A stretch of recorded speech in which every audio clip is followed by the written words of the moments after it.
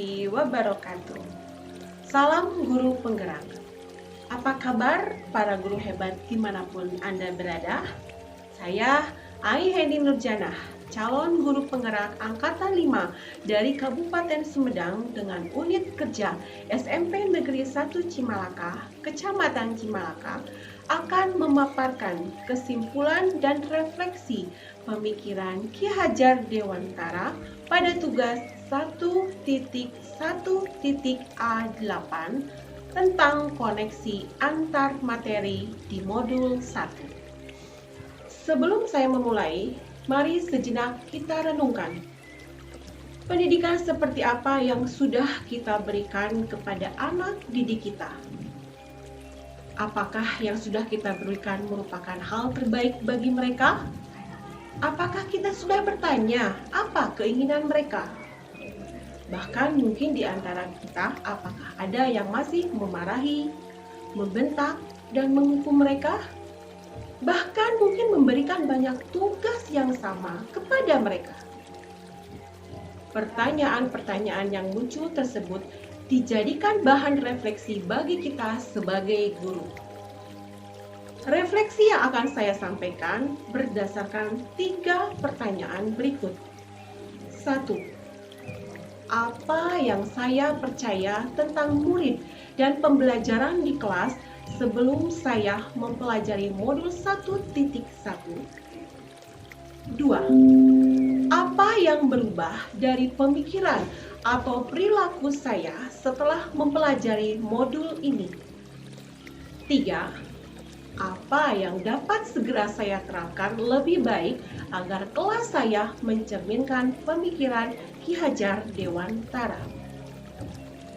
Baiklah, selama ini sebelum mempelajari modul 1.1, saya percaya bahwa pembelajaran berpusat pada pendidik, bukan peserta didik. Dalam setiap pembelajaran, saya terlalu banyak berceramah, dan peserta didik dituntut hanya duduk, diam, dan mendengarkan. Nilai adalah indikator keberhasilan peserta didik dalam melaksanakan pembelajaran di sekolah. Saya sering lupa bahwa pendidikan bukan hanya sekedar mentransfer ilmu, tetapi seyogianya ada hal lain yang harus diperhatikan dalam belajar. Guru kurang memahami karakteristik peserta didik. Saya lebih beranggapan bahwa peserta didik itu semuanya mempunyai kemampuan yang sama dengan melakukan pembelajaran yang sesuai dengan zona nyaman saya tanpa memperhatikan perbedaan peserta didik.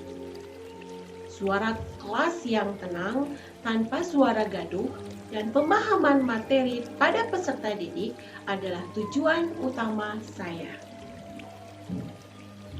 Berikut bagaimana suasana pembelajaran kelas saya sebelum memahami modul 1.1.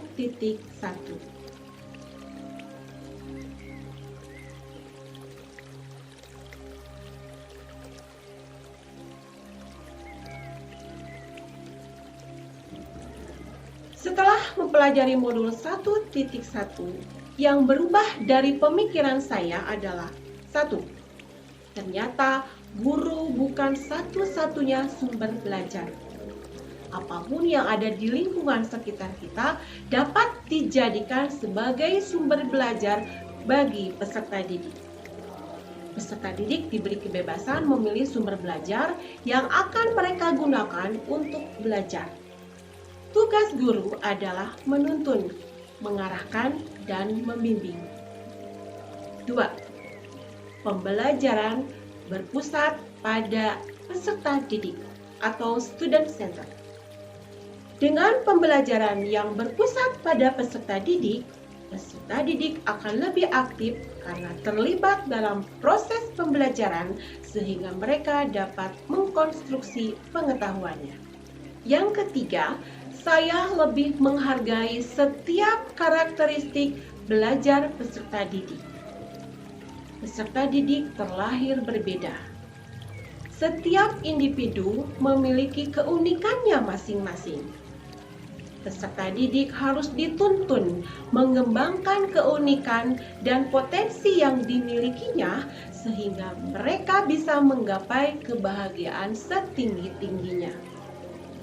Bagaimana saya seorang pamong dapat menuntun peserta didik sesuai dengan minat dan bakatnya. Selain itu, setelah mempelajari modul 1.1, hal yang dapat merubah perilaku saya antara lain. 1. Seorang guru dapat menciptakan suasana pembelajaran yang menarik agar motivasi belajar peserta didik meningkat.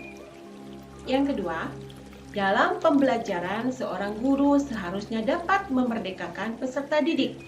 Salah satu contohnya adalah memberikan kebebasan kepada peserta didik untuk menyelesaikan setiap tugas sesuai dengan minat, bakat, dan kreativitasnya masing-masing.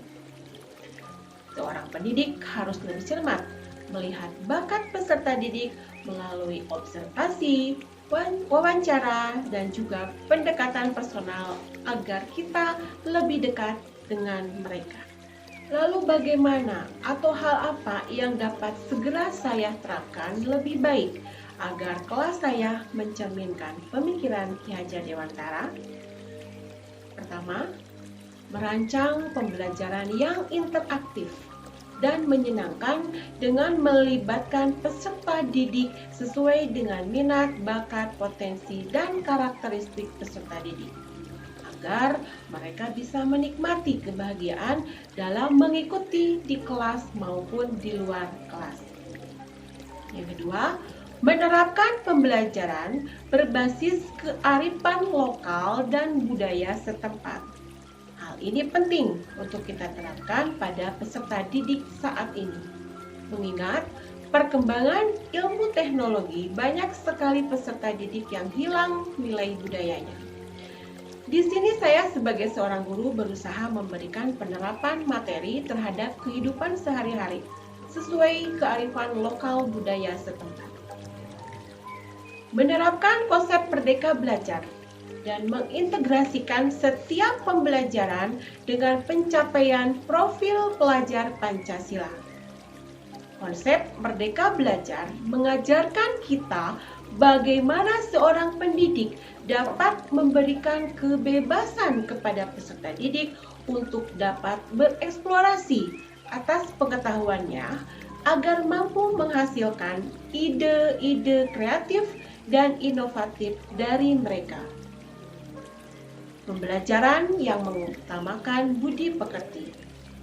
Pembiasaan baik akan selalu saya teladankan kepada peserta didik tentang bagaimana mereka bersikap agar menjadi pribadi yang lebih baik. Menerapkan sistem AMON, pendidikan yang menuntun, bukan menuntut. Kita sebagai guru tidak lagi menuntut, tetapi menuntun. Dalam penerapannya di kelas sesuai dengan Ki Hajar Dewantara dengan pola ASI, ASAH, dan ASUH. Terakhir, pembelajaran yang sesuai dengan kodrat alam dan kodrat zaman.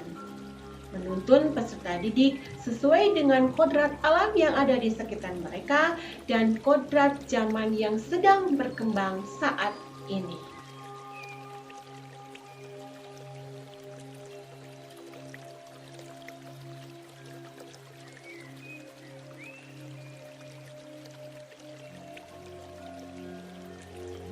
Dari hasil refleksi tersebut, maka dapat disimpulkan.